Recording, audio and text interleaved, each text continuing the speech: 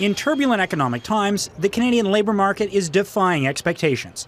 The latest jobs numbers coming in over 20 times higher than expected. So far, we're entering into the new year in probably the strongest position that we could be hoping for. 84,000 of the new jobs were full-time and created almost exclusively in the private sector. Construction led the way with 35,000 new workers, transportation a close second. Healthcare suffered the largest drop, with 17,000 workers leaving an already struggling system. Despite the big gains, the numbers of hours worked actually stayed flat. The culprit? The triple threat of COVID, RSV, and the flu, leaving 8.1% of workers needing days off. It's entirely possible that some businesses are having to go out and hire extra people because so many are basically calling in sick. I think that likely played a role. Wages are up for the 7th consecutive month, but they still lag behind red-hot inflation.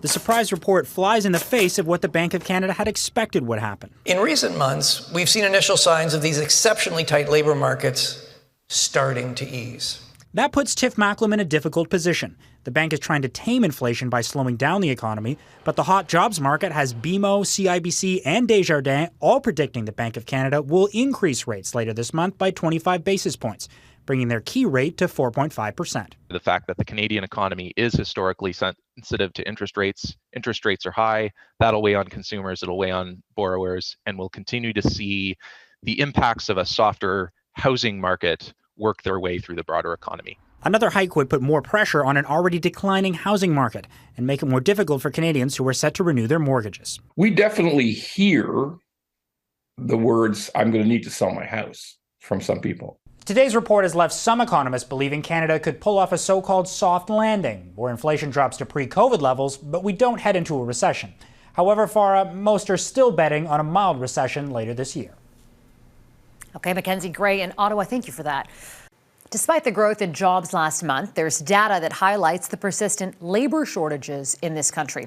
Employers across all industries were still looking to fill nearly 960,000 vacant job positions across Canada. That's according to a Statistics Canada report released last month. And at the same time, the country also welcomed a record number of new immigrants last year. And as Touria Izri reports, they may be the key to filling the most crucial job openings. For immigrants arriving in Canada, the first steps can be uncertain, but Jihan Shliha laid the groundwork early. I tried to prepare my arrival to Canada much before. The 35-year-old IT specialist moved from Morocco to Ottawa at the start of the pandemic. I could land my first job about 2 months after I landed here. So that was, apparently it's a record. Canada set its own record last year, welcoming more than 430,000 new permanent residents. Hugely significant. It shows, that the government's plan to bring really record numbers of immigrants has been working.